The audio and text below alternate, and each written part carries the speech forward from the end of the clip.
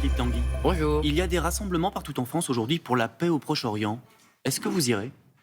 Écoutez, non, moi je n'irai pas parce que, bien sûr, le message a l'air sympathique. Bien sûr, on souhaite tous qu'il y ait le moins de victimes possible. Mais moi, je ne comprends pas certains commentaires qu'il y a en France, en Europe et même aux États-Unis depuis quelques semaines.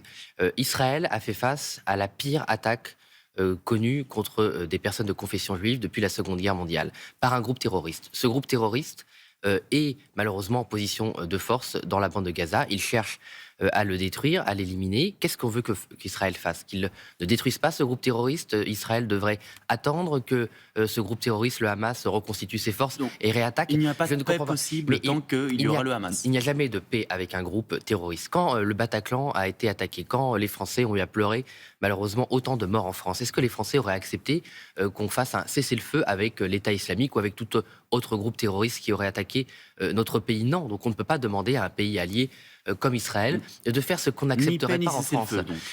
Avec le Hamas, il n'y aura jamais de paix. La seule façon qu'on peut lutter contre le Hamas, c'est que le Hamas accepte de déposer définitivement les armes, que ses chefs se rendent et que ce réseau soit démantelé. Quand vous voyez justement qu'il y a au sein de des forces politiques une demande de cessez-le-feu, comment vous réagissez? Mais je pense qu'une partie de la classe politique française, en particulier la NUPES, il faut bien dire, soit est naïve envers l'islamisme, soit demande à Israël des choses impossibles à faire. Je suis désolé, bien sûr qu'un jour, bientôt, on pourra, on le souhaite, rediscuter avec des forces palestiniennes démocratiques, des personnalités. Bien sûr, on a toujours été, et Marine Le Pen et Jordan Bardella ont toujours été pour une solution à deux États dans la ligne gaullienne. Mais discuter avec des personnes raisonnables de l'autorité palestinienne, des hommes et des femmes capables de construire un vrai État démocratique, ce n'est pas débattre avec un mouvement terroriste. Pas seulement un mouvement terroriste, un mouvement islamiste dont la charte, on l'a encore vu hier avec les déclarations d'un autre groupe terroriste, le Hezbollah, appelle à la destruction totale d'Israël, à la mort des Israéliens et bientôt, et malheureusement on le voit de plus en plus, on l'entend de plus en plus, à la mort des Juifs purement et simplement. C'est un discours de pure haine, de pur fanatisme et on ne peut pas faire de cessez-le-feu avec des gens qui veulent vous détruire. À peine le cessez-le-feu serait enclenché que le Hamas réattaquerait Israël, évidemment. Vous seriez prêt, vous, à aller en Israël dans le cadre d'une délégation parlementaire? Parce que pour le moment, le Rassemblement national n'a pas été convié à ces déplacements. Oui, c'est vrai. Moi, j'ai écrit à la présidente Yael Braun-Pivet pour lui demander pourquoi est-ce que le Rassemblement national n'avait pas été associé. Non, malheureusement, elle ne m'a pas répondu. Je pense qu'elle le fera.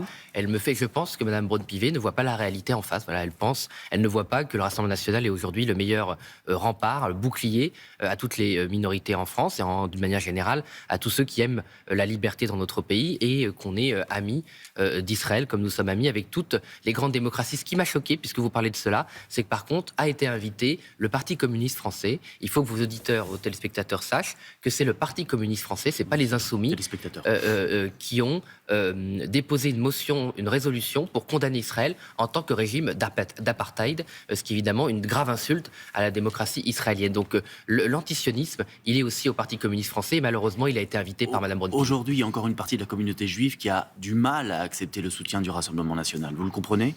Mais je peux le comprendre. Moi, vous savez, je respecte toujours les sentiments des uns et des autres. Moi, je suis dans l'explication, dans la pédagogie. Marine Le Pen et Jordan Bardella, d'ailleurs, sont aussi dans cette démarche d'expliquer les choses. Mais moi, je pense au contraire qu'une grande majorité de nos compatriotes de confession juive et les autres savent maintenant que nous sommes le meilleur rempart face à ce nouvel, j'appelais ça un antisémitisme d'atmosphère. Voilà, on le voit malheureusement dans les rues de Paris, dans le métro. Il y a la haine des Juifs qui est complètement hors de contrôle. Il faut vraiment protéger nos compatriotes et d'une manière générale tous ceux qui aiment la liberté, vous savez, parce que quand évidemment on menace nos compatriotes de confession juive, on menace tous les Français. Alors lundi, il y a un texte qui arrive au Sénat, vous êtes député. C'est le texte le plus fermé avec les mesures les plus dures qui arrivent au Sénat. C'est pas moi qui le dis, c'est Gérald Darmanin. Vous êtes d'accord? Mais M. Darmanin fait son autopromo. C'est une petite loi, comme l'a dit Marine Le Pen, c'est une loi de police. Qu'elle pourrait voter? Oui, on pourrait la voter s'il n'y avait pas de manière de régulariser les clandestins et de permettre une fois plus à notre pays d'être victime d'une immigration hors contrôle. C'est le fameux article 3 sur les régularisations pour les métiers en tension. Exactement. Vous y opposez fermement? On s'y oppose totalement parce que, évidemment, je comprends que les gens puissent être sensibles à des personnes qui travaillent, qui veulent s'intégrer, mais immédiatement, mais il n'en faut pas. Si vous allez ouvrir cette filière, les personnes clandestines qui seront régularisées seront remplacées par de nouveaux clandestins. Parce que les gens qui exploitent ces personnes pour les payer avec des bas salaires, leur imposer des horaires et des conditions de travail très difficiles, auront besoin d'un nouveau prolétariat. Donc c'est une logique sans fin. Vous savez, moi je relisais des travaux qui étaient déjà publiés dans les années 80 sur le secteur du BTP, sur le secteur de la restauration, c'était déjà le cas. Et à chaque fois qu'on a légalisé les personnes qui travaillaient en France, elles ont été remplacées par des nouveaux clandestins. Donc c'est un puits sans fond, malheureusement. Mais vous dites quoi aux restaurateurs, aux entreprises du bâtiment qui ont besoin d'employer des personnes qui parfois sont sans papier elles ont besoin de ça parce qu'il y a besoin de cette main-d'œuvre. Je ne crois pas, moi. Vous savez, il y a 5 millions de chômeurs en France et je crois qu'il faut former les personnes au chômage, qu'il faut augmenter les salaires, qu'il faut améliorer les conditions de travail. Sans doute faut-il mieux aussi. Vous savez, le logement, c'est une des premières causes, par exemple, dans la restauration, du manque de main-d'œuvre. Quand vous finissez votre travail dans un logement où vous faites la plonge dans un restaurant, vous finissez à 1h du matin et qu'il faut rentrer en banlieue à 1h30 de transport, c'est pas possible. Donc il faut aussi réorganiser la question du logement pour que les HLM, par exemple, dans Paris, il y en a, soient prioritairement attribués à des personnes françaises ou étrangères en situation légale qui font ces métiers-là. Voilà. Donc il y a une politique aussi à avoir pour favoriser ces emplois. Vous savez, moi, dans les Hauts-de-France, dans ma 4e circonscription, qu'on soit à Doulan ou à Corbie, les personnes qui font tourner les restaurants ou qui font les travaux d'entretien, ce sont pas des personnes clandestines. Voilà. Donc il est tout à fait possible de faire travailler des Français, des Françaises ou des étrangers en situation légale. Vous savez, déjà le chômage des étrangers en situation légale, je ne parle pas des clandestins, est déjà le double que le taux de chômage des Français. C'est les chiffres. Donc il y a déjà beaucoup c'est des chiffres à faire. que vous tenez de C'est les chiffres de Pôle emploi, c'est les chiffres officiels. D'ailleurs, M. Darmanin ne conteste pas que le chômage frappe 2 fois plus déjà les étrangers en situation régulière. Donc vous savez, il y a déjà beaucoup de choses à faire avant de légaliser les clandestins. Mais tout cela, on le sait. Vous savez, on le sait depuis Karl Marx. Tout ça, c'est juste pour pousser à la baisse sur les salaires. Pour pousser à la baisse sur les salaires. Donc afficher une politique, mettre en place une politique de fermeté sur l'immigration, c'est aussi relancer les salaires. Alors c'est un livre embarrassant pour le Rassemblement national qui vient de sortir aux éditions Les Arènes. Il s'intitule Les Rapaces. C'est une enquête de la journaliste Camille Vigogne-Lecoat qui cible David Racheline, le maire de Fréjus dans le Var. Il est vice-président du parti Rassemblement national. Le livre raconte, avec moultes exemples, la vie fastueuse et l'argent qui coulerait à flot autour de David Racheline. Ça fait mauvais genre, non, pour le Rassemblement national? Écoutez, moi, je ne comprends pas si ce que disait Madame Vigogne était vrai. Je ne pense pas que les habitants de Fréjus auraient attribué leur confiance à David Racheline à une majorité au premier tour. Si vraiment c'était évident, moi je pense que tout ça, ce sont des ragots, que Madame Vigogne, elle le dit publiquement, est une militante contre le Rassemblement national, l'exprime de telle façon dans un certain nombre d'émissions, notamment de télévision. On peut être militant et dire la vérité parfois.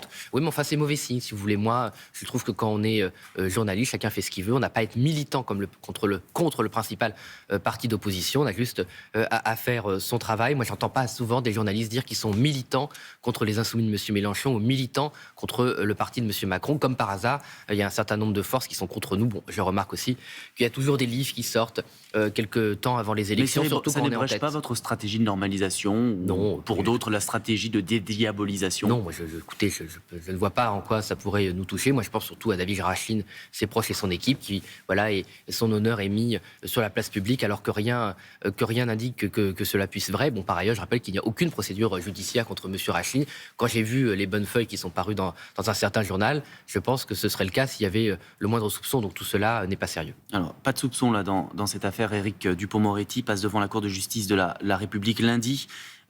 Il doit démissionner en cas de condamnation, le garde des Sceaux? Il devrait déjà avoir démissionné. Là, on ne parle pas de ragot comme l'exemple précédent, on parle de faits qui sont instruits. Monsieur Dupond-Moretti est garde des Sceaux, il est censé être le garant de l'autorité judiciaire. Il est soupçonné d'avoir réglé des comptes avec des magistrats. Il est soupçonné de plusieurs choses, mais en particulier effectivement de cela. Et c'est quand même la première fois qu'on a un garde des Sceaux, donc garant de l'autorité judiciaire, qui va être jugé dans le cadre de sa fonction. Voilà, c'est complètement surréaliste. Et non seulement il est maintenu en place, mais il n'est même pas, vous savez, déporté, c'est-à-dire que vous pouvez être maintenu en place, mais qu'on peut vous retirer un certain nombre de sujets. Voilà. Il continue à rester ministre le temps de son plein procès. Exercice, c'est complètement, excusez-moi, on est dans un monde surréaliste. Madame Borne aurait dû récupérer au moins ses dossiers à défaut de le virer, mais je ne comprends même pas que quand on a une éthique républicaine basique, quand on est ministre et qu'on va passer en justice, ministre de la Justice, pardon, on démissionne, voilà, et on va faire autre chose et on occupe son temps à se défendre. Ministre ministre de la Justice, c'est une charge extrêmement importante pour assurer